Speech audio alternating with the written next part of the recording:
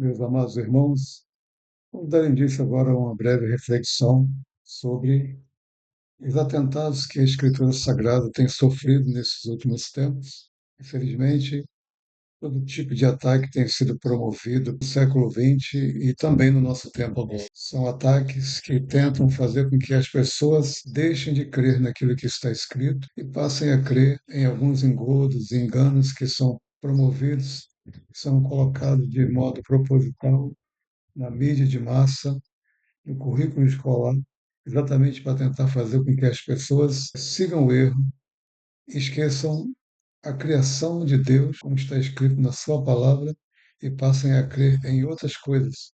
Isso aí, é claro, de certo modo, afeta muito a fé em todos aqueles que dizem crer em Deus. O texto bíblico básico para a nossa reflexão está em Gênesis capítulo 1, versos 6 a 8, e depois pulamos para o verso 14 ao 18, que diz assim: E disse Deus: haja uma expansão no meio das águas, e haja separação entre águas e águas. Verso 7. Fez Deus a expansão e fez separação entre as águas que estavam debaixo da expansão e as águas que estavam sobre a expansão.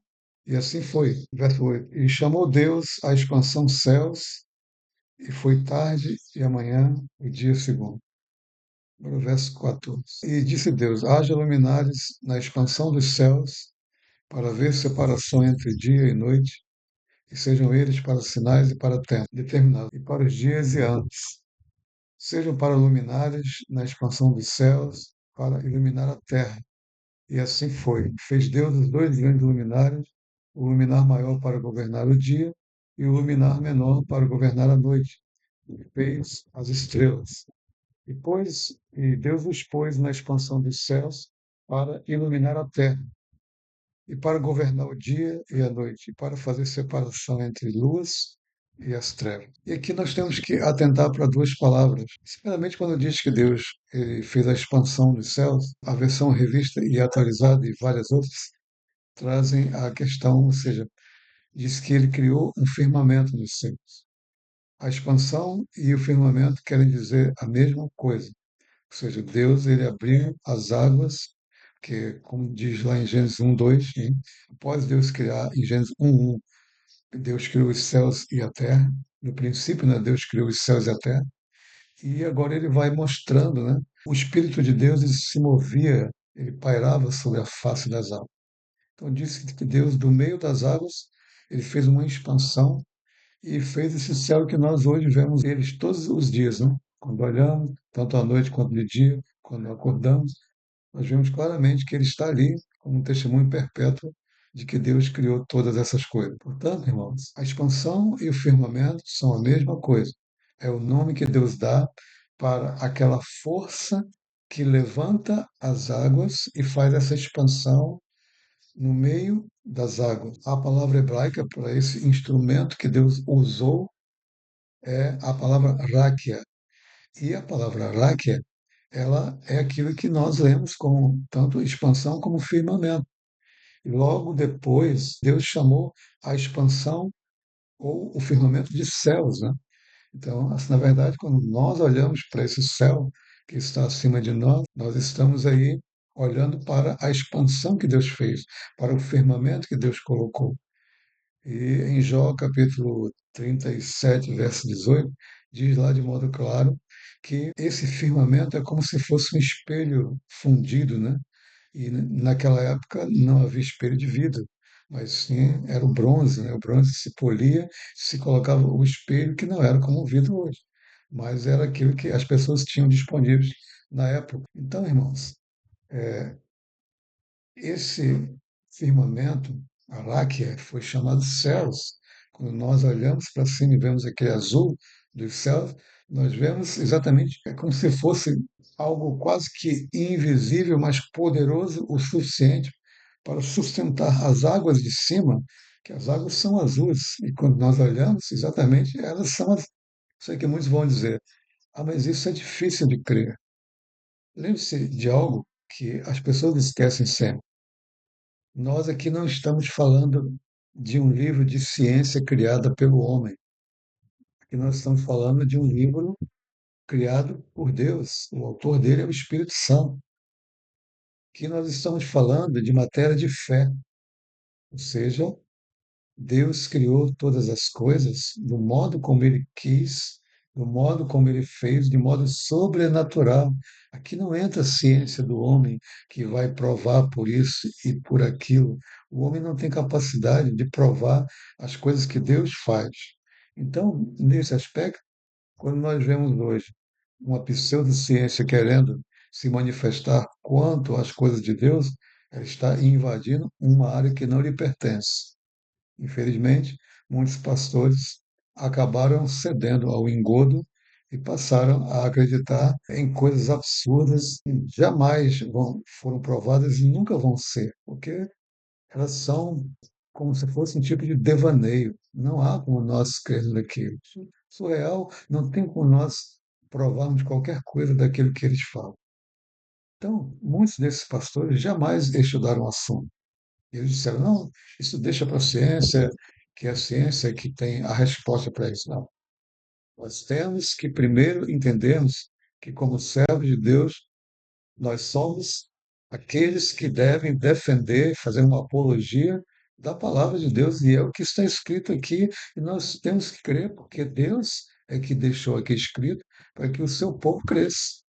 Se os ímpios não creem, nós até entendemos, mas o povo de Deus não pode ceder a esses enganos que nos foram impostos, né, durante muito tempo. Para que você tenha uma ideia, nós aqui vamos fazer uma crítica muito veemente à questão do heliocentrismo. O heliocentrismo é uma teoria, nunca foi provada como ciência, ela nunca seguiu o método científico e nem tem como, porque é impossível provar aquilo que ela assevera. Então, lá no século XVI, Nicolau Copérnico então trouxe essa teoria, muito embora outras pessoas antes já tentaram introduzir isso, sempre foram colocados de lado. Mas ele conseguiu, e conseguiu numa época muito conturbada da igreja. Você tem ideia? Se nós olharmos o século XVI, 1500 e pouco, eu entendo, né, que a igreja mais se corrompeu, que se você vê, por exemplo, o que era a Catedral de São Pedro no século XV e o que se tornou no século XVI, nós vamos ver claramente que houve ali uma corrupção muito séria, muito grave. Você tem ideia? Foi no século XVI que aquele obelisco foi trazido, né, lá do mundo ímpio para dentro da igreja. E ali colocou-se aquele obelisco no meio de uma roda de 8 etapas, que tem tudo a ver com a bruxaria. Aquilo ali, quando o Papa vem e está fazendo lá a sua reza, ele está fazendo a reza de frente para o obelisco. O povo se reúne ao redor do obelisco. Isso aí é algo que jamais poderia ser aceito, mas infelizmente hoje as pessoas dizem, não, colocou uma cruz em cima e está tudo santificado. Não é assim. Se fosse dessa forma, quando Deus destruiu muitas vidas, milhares de vidas por isso, quando houve o bezerro de ouro, era só mesmo colocar o castiçal, né, o candelabro lá, que era o símbolo dos judeus, e colocar em cima do bezerro. E aí todos poderiam, então, praticar aquelas coisas? Ora, claro que não, né? Então a gente vê que isso é impossível de ser aceito. Então, no século XVI, eles começaram a vir com essa doutrina e conseguiram apoio de uma ala secreta da igreja.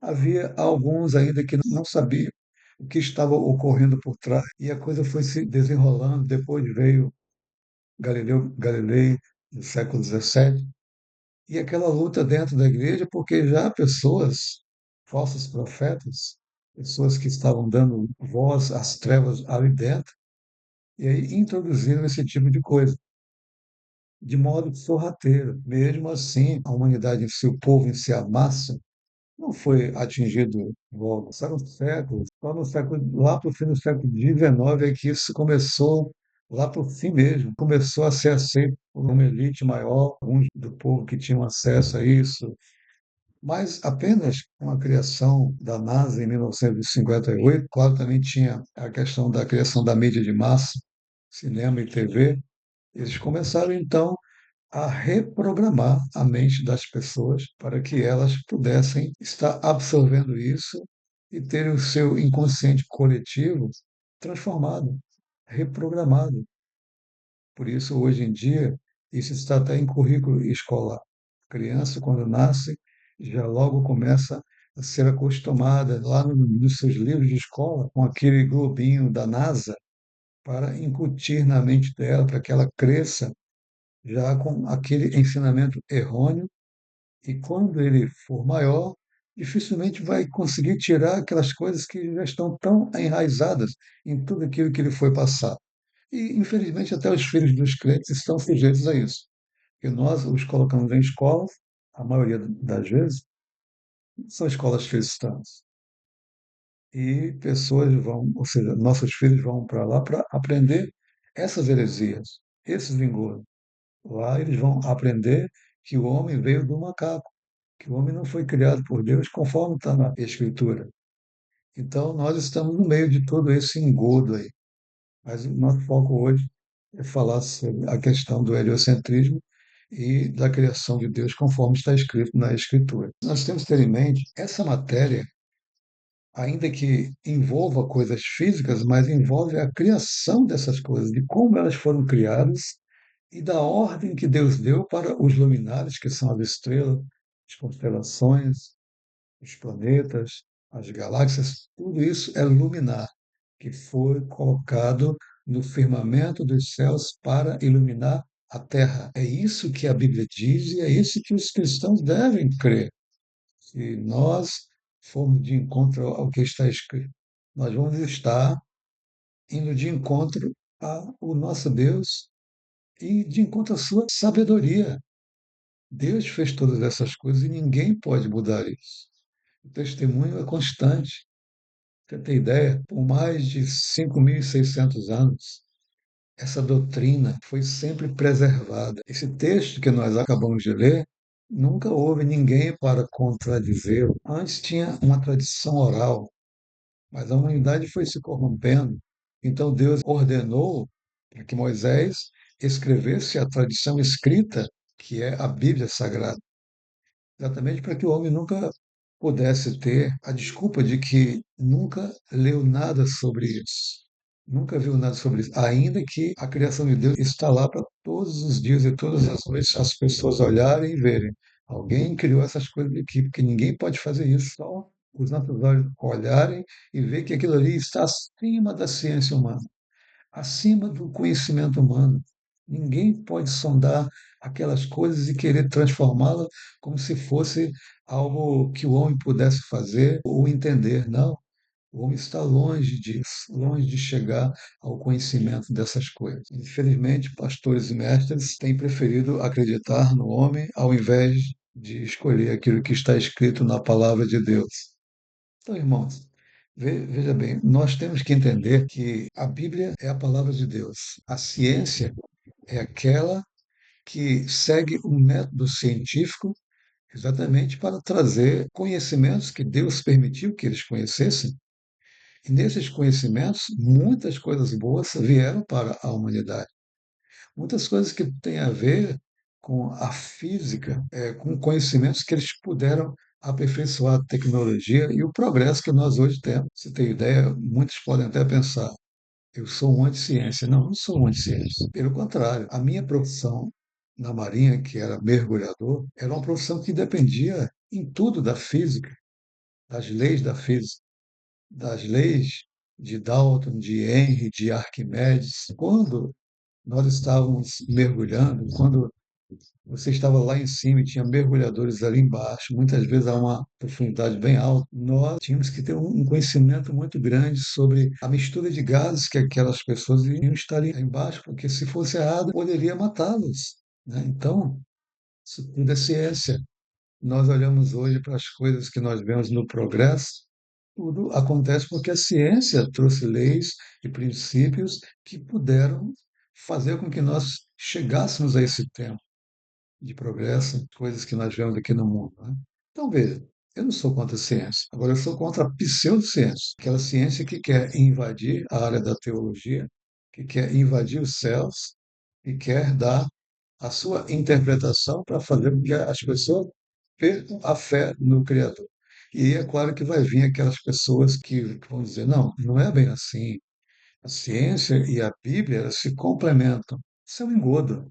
Isso é uma mentira. A pseudociência que tenta fazer com que você deixe de crer no que está aqui, ela é diabólica. E é por isso que nós temos que sempre entender o texto que nós lemos e entendemos um outro texto que está lá em João 8:44, que diz que o diabo é o pai da mentira. Ele mente desde o princípio do mundo. O Senhor Jesus disse que ele nunca se firmou na verdade.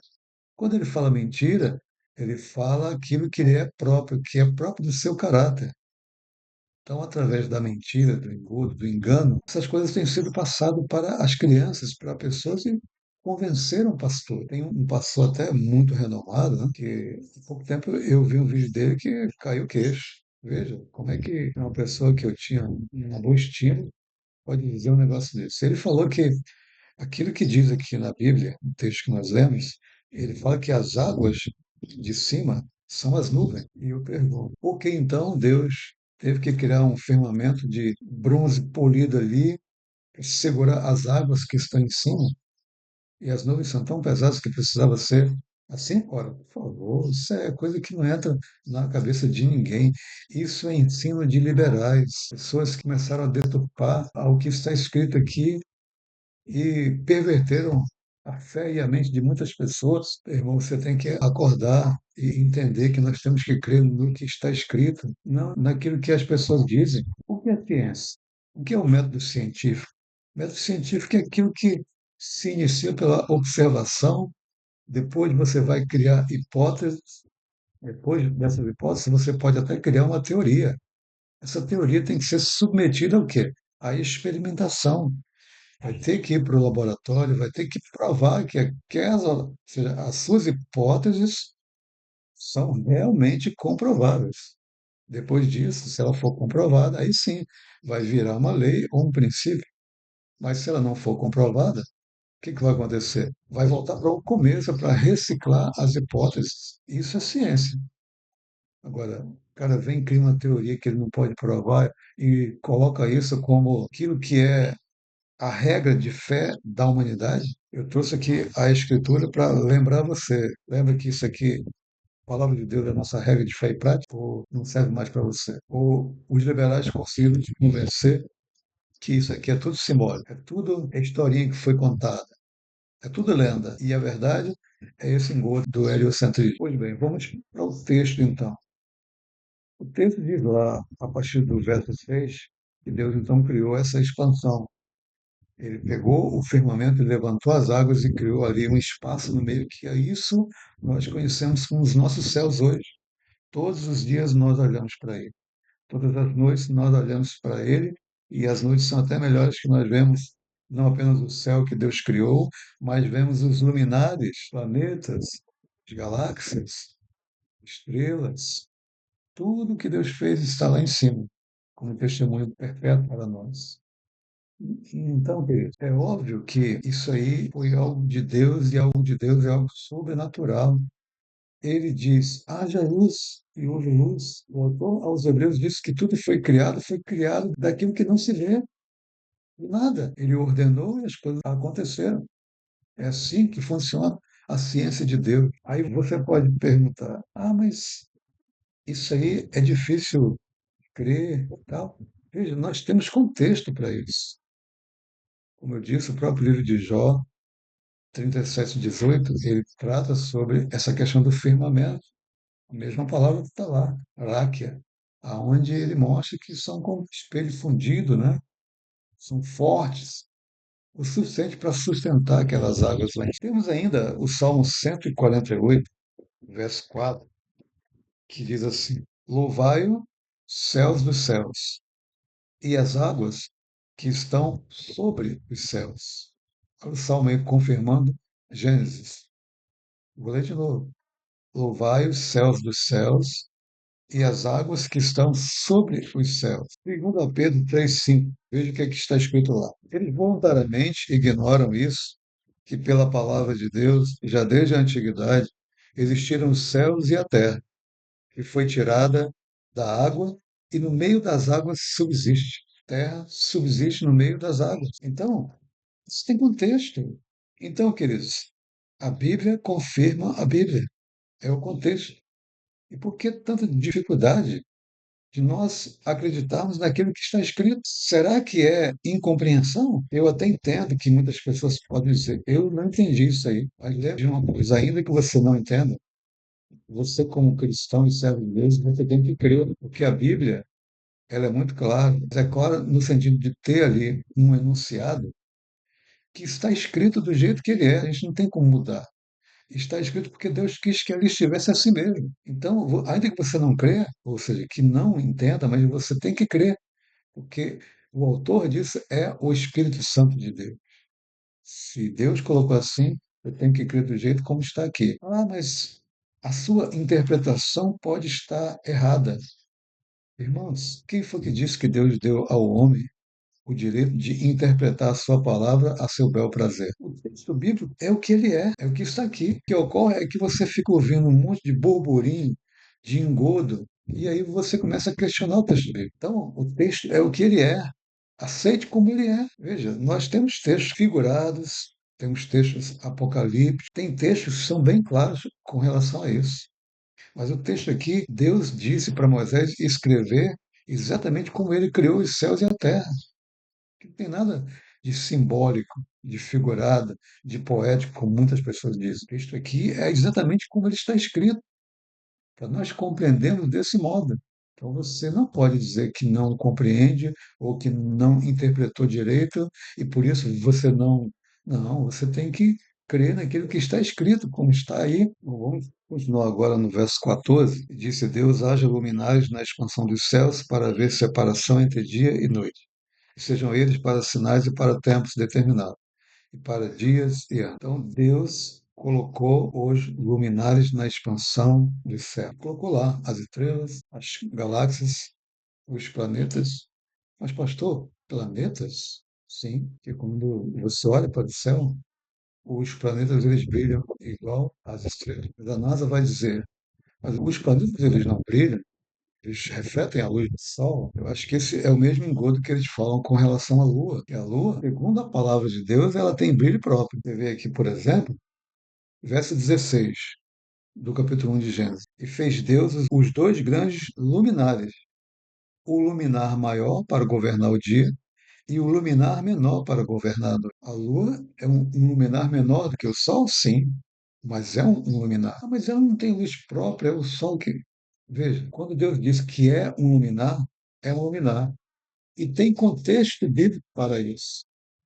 Se você for lá em 1 Coríntios 15, 42, você vai ver lá de modo bem claro que o apóstolo Paulo, divinamente inspirado pelo Espírito Santo, ele diz: o brilho do sol é um, o brilho da lua é outro. O brilho das estrelas, elas diferem entre si no seu brilho. Que ali está a palavra glória, mas quer dizer brilho. O sol tem um brilho e a lua tem um brilho. E nós, quando olhamos de modo empírico, nós vemos claramente que, juntamente com as estrelas, os planetas estão no meio delas e brilham como elas. Não tanto quanto umas e outras, e até mais do que algumas estrelas. Alguns dizem, porque está mais longe, tudo bem. Mas veja, não vemos nenhum raio solar próximo para iluminar aquela escuridão, mas abate apenas no planeta que está brilhoso para nós. Muito engodo danado tem caído com a tecnologia. Muitas pessoas começaram a estudar o assunto. E aí, muitos enganos eles têm sido colocados em xeque. Hoje em dia, pessoas que têm mais posses, né, podem comprar câmeras poderosíssimas, podem colocar isso num balão atmosférico e ele ir lá para 50, 60, 70 quilômetros. Quando chega lá, eles vão mostrar como é realmente a Terra. A Terra é uma imensidão que você vai filmar e nunca vai achar o fim dela. É assim que a Terra é. Por isso que a NASA nunca te mostrou uma foto real da Terra. Sempre é foto CGI, criadas em computador. Isso aí não é novidade para qualquer pessoa. Mostra aquela computação gráfica que engana muita gente por aí. Lembre-se bem disso, sim. Atualmente, muitas pessoas têm provado os engodos que a NASA faz todos os dias. Não consegue ver o fim da Terra. Ela é tão grande que de um hemisfério você só vê algumas constelações. Para você ver as outras, tem que ir para o outro hemisfério. Cruzeiro do Sul, você só vê aqui. A outra menor, que é onde tem a estrela polar, só vê lá no hemisfério norte. É tão grande que a Terra é. A partir do verso 14, nós vamos ver aqui que Deus ele começa a nos mostrar qual foi a sua finalidade, seu propósito em colocar os luminares no firmamento da Terra. O primeiro propósito é exatamente para dar um testemunho eterno para as pessoas de que há um Deus sábio, perfeito, sublime, acima de tudo, que criou todas essas coisas que os nossos olhos veem, tanto de dia quanto de noite. Todos os dias nós acordamos e vemos o sol nascendo e vindo para passar por cima de nós e ir passar por cima de outras nações, de outras regiões, enquanto para nós é dia, e quando ele vai se afastando, tendo menos luz, e daqui a pouco é noite, lá é dia. Então, ele todos os dias ele faz o seu giro em cima da terra conforme a ordem do nosso Deus. Isso tem contexto bíblico. Abra, por favor, o Salmo 19, 1 ao 6, que diz assim: Os céus declaram a glória de Deus, e o firmamento anuncia a obra das suas mãos. Um dia faz declaração a outro dia, e uma noite mostra sabedoria a outra noite. Não há ninguém, nem fala, nem onde se ouça a sua voz. A sua linha se estende por toda a terra, e as suas palavras até o fim do mundo. Neles pôs uma tenda para o sol. Essa tenda aqui, queridos, é o firmamento. O sol está ali dentro, percorrendo o seu caminho para iluminar a terra. Verso 5.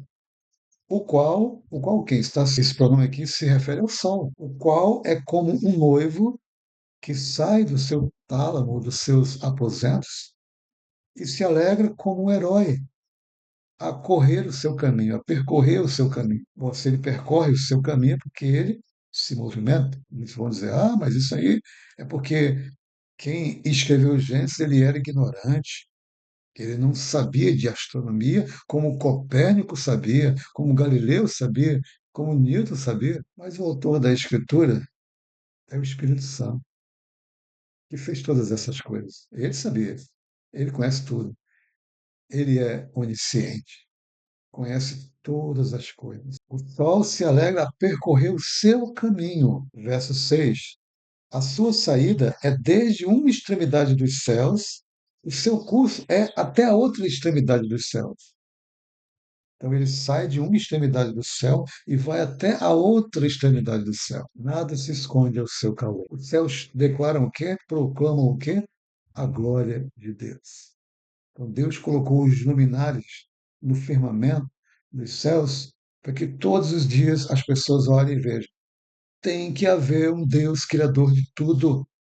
Isso aí ninguém criou, não tem homem que tem capacidade nem de 0,01% disso. Tem que haver um Criador de todas as coisas. Deus quis mostrar exatamente isso, que o homem está colocado dentro desse mundo para que ele reconheça Deus como Senhor. Então os céus eles mostram essa glória de Deus todos os dias. E por que que as pessoas são ateus? Que deram ouvidos à mentira, porque foram acreditar nessa pseudociência. É um alerta para nós, irmãos. Mas vamos para outro texto muito sério, que diz exatamente isso também. Livro de Romanos, capítulo 1, verso 18 até o verso 20, que diz assim: Porque do céu se manifesta a ira de Deus sobre toda a impiedade e injustiça dos homens, que detém a verdade com a injustiça. Porquanto o que de Deus se pode conhecer, nele se manifesta, porque Deus o manifestou. Porque as suas coisas invisíveis, desde a criação do mundo, tanto o seu eterno poder como a sua divindade, se entendem e claramente se veem pelas coisas que estão criadas, para que eles não tenham qualquer desculpa, que sejam indesculpáveis. Aqui que Deus colocou os luminares no céu para o testemunho, para mostrar ao homem, olha, há um Deus que criou todas essas coisas. E você deve se prostrar diante dele, reconhecer a sua grandeza e render a ele o seu culto, porque ele criou todas essas coisas. E isso é o testemunho perpétuo que está diante da nossa cabeça. É claro que esse texto foi escrito para a sociedade romana, que era uma sociedade perversa, idólatra, fazia coisas terríveis, e Deus está dizendo: olha, vocês não vão ter desculpa. A mão de Deus vai ser pesada contra você. Ah, porque ninguém nunca. Os céus proclamam a glória de Deus. O firmamento anuncia as suas obras. Todas as coisas estão lá para que a divindade de Deus seja crida, porque qualquer pessoa sensata vai ver. Até os ateus, eles sabem que tem que ter um design inteligente. Esse é Deus que fez os céus e a terra. Não quero tomar muito tempo, irmãos, mas lembre que o livro de Josué, no capítulo 10, verso 12 a 14, ele é muito claro em mostrar que o sol parou com a ordem, né, com o poder de Deus. Deus concedeu a Josué, pelo seu pedido, para se vingar dos seus inimigos. Era muita gente, ele precisava de mais tempo. E ele disse: Sol, detente em Gibeon, e tu, lua, para em Ajalon. São duas cidades próximas. E nessa época, a luz estava tão próxima que o sol parou em cima de Gibeon e a lua em cima de Ajalon. Diz lá, agora, se o sol parou é porque antes ele estava se movendo. Isso é óbvio, né? Olha, é a Bíblia que diz isso. Ah, mas aí vai vir a pseudociência, não, isso é impossível. Aí outros dizem, não, quem parou foi a Terra, não foi o Sol. Mas aí a própria ciência vai contradizer isso. Diz, olha, se fosse a Terra que parasse, né, diante do engodo dessa questão que se chama rotação, que está dentro do engodo do heliocentrismo, essa questão aí, se a Terra parasse, ou seja, ela ia ser destruída pela força centrípeta. Era como se fosse um freio, porque a Terra gira, né, dizem lá, cerca de 1.660 km por hora. Se ela parasse de vez, ia prédio, ia cair, o mar ia invadir a cidade, ia ter uma destruição, um colapso total, ia destruir tudo. Isso aí é dito pela própria ciência. Então, irmão, a Bíblia diz, eu tenho que crer. O homem diz, tem que colocar dúvida. Mas, infelizmente, hoje em dia, as pessoas parecem que pararam de pensar que qualquer pessoa com um pingo de sensatez, com um pingo de vontade de conhecer o assunto, vai reprovar todo esse engodo, porque isso não é possível. É algo que não se sustenta, ou seja, as suas afirmações não se sustentam. A próxima finalidade que Deus criou os luminares lá no céu, no firmamento. Ele criou para a separação entre dia e noite. É isso que está lá no verso 14 e verso 18 também. Para fazer separação entre dia e noite. Isso aí quer dizer o quê? Dia e noite é o tempo. O dia foi a parte do tempo primordial para que daí viesse as semanas, os meses e os anos. E aí, é claro, né, eles vão dizer, ah, porque isso aí ocorre pela rotação da Terra. Meus irmãos, nem vou falar dos experimentos que sempre contradizeram que a Terra se move, mas a ciência os encobriu e os ignorou, que há um sistema perverso que ele quer tirar Deus da mente das pessoas, e aí você bota no Google, bota lá em qualquer outro, só vai aparecer o que eles querem que você veja. Isso é uma verdade. Você pensa que está lá qualquer informação livre para que você pesquise? Não é bem assim, não. Às vezes você tem que passar dias e meses atrás de uma informação para você achar alguém que mostre. Essa questão da rotação da Terra, ela é por demasiado absurda. Por quê? Veja, Deus ele criou os céus e a terra, colocou o firmamento para segurar as águas de cima. E aí, em cima, no firmamento, ele colocou os luminares para iluminar a terra que está embaixo. É isso que a Bíblia diz. Se você não entende, lembre que, como servo de Deus, você tem que crer naquilo que está escrito. Qual é a lógica disso, de dizer que a terra gira? Ah, porque nós olhamos para Júpiter e Júpiter está girando. Ah, então, porque Júpiter, que é um luminar, gira, a Terra tem que girar também, é isso? Então, não tem fundamento, nada se comprova nesse sentido. Eles enganam as pessoas porque, ora, é claro que há um movimento, mas não a Terra. Quem se movimenta é o Sol, a Lua e as estrelas e os planetas. Eles sim se movimentam. Nós vemos o Trópico de Capricórnio, Trópico de Câncer, eles mostram o caminho do Sol. e faz em cima deles. Quando o Sol está em cima do Trópico de Capricórnio, isso quer dizer que é verão no hemisfério sul. Então, se é verão no hemisfério sul, vai ser inverno no hemisfério norte. Quando ele está ali fazendo os seus giros em cima do hemisfério sul, no Trópico de Capricórnio, vai ser verão no hemisfério sul. Mas quando ele começa a mudar o giro do Sol e subir, ele vai chegar na linha do Equador. E a linha do Equador é entre o Trópico de Câncer e o Trópico de Capricórnio. Eles estavam no sul, era verão lá e inverno no norte. Ele começa aí, quando chega no meio, o sul, que era verão, passa a ser outono. E o norte, que estava no inverno, passa a ser o quê? Primavera. E quando o sol chega em cima do trópico de Câncer, vai ser verão no hemisfério norte e vai ser inverno no hemisfério sul. E esse caminho do sol existe há mais de 5.000 anos. Continuando, irmão, Deus fez também os luminares, essa é a terceira finalidade. A primeira, ele colocou lá como testemunho.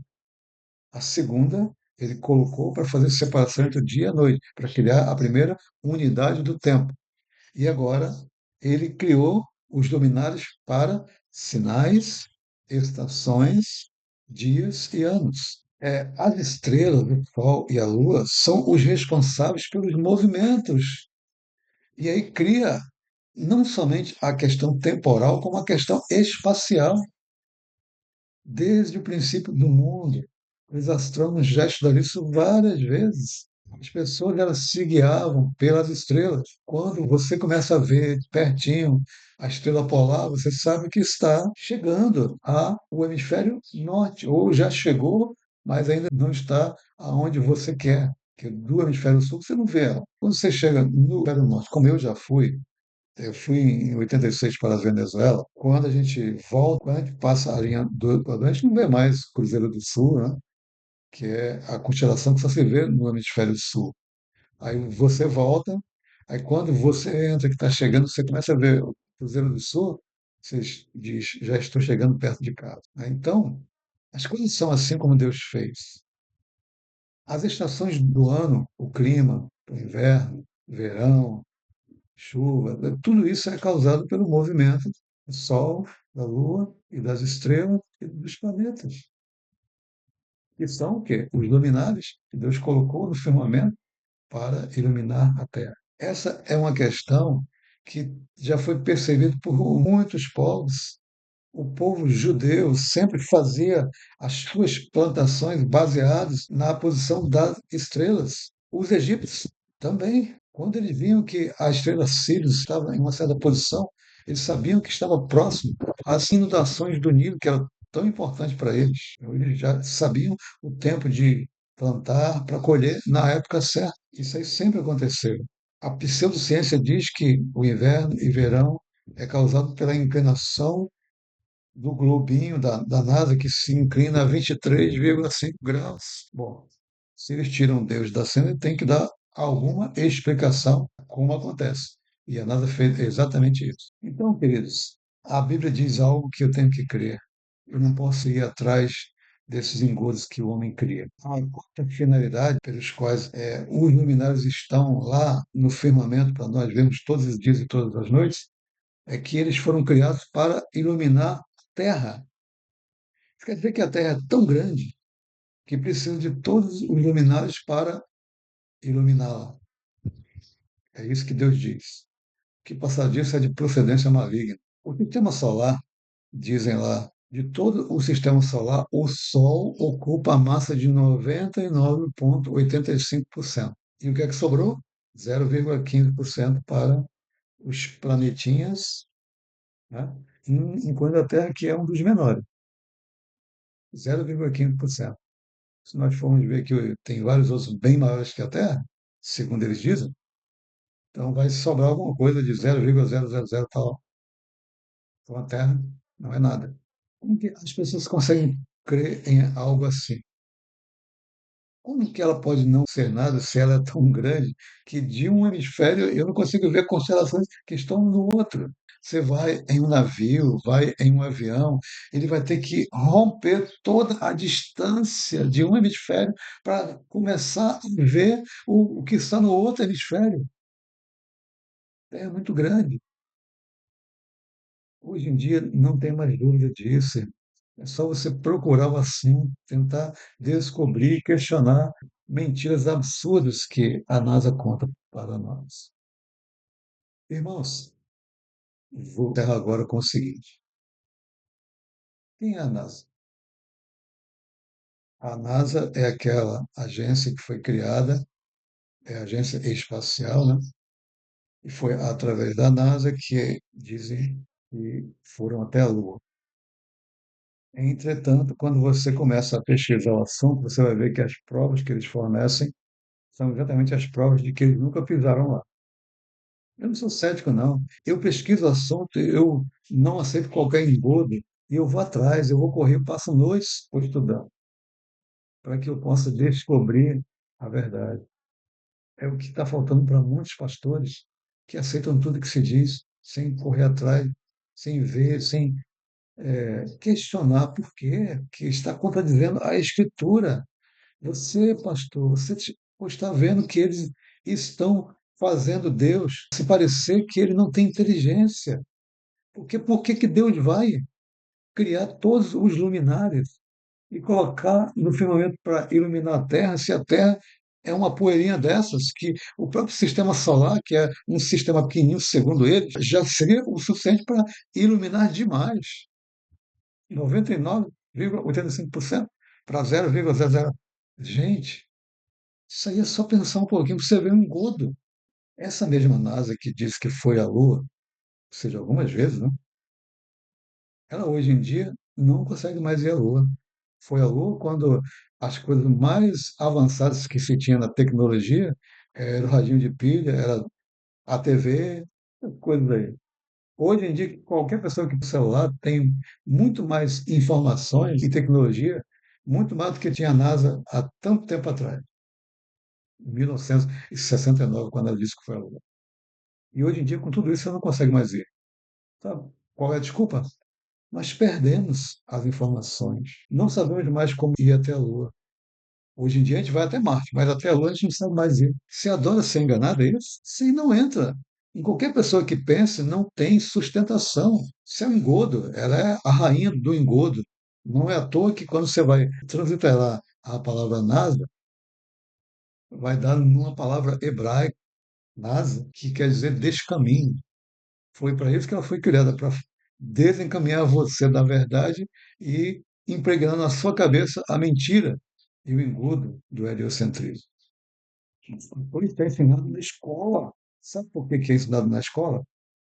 Porque o mundo jaz no maligno. Está escrito isso, mas se você não crê nisso, continue com seu engano.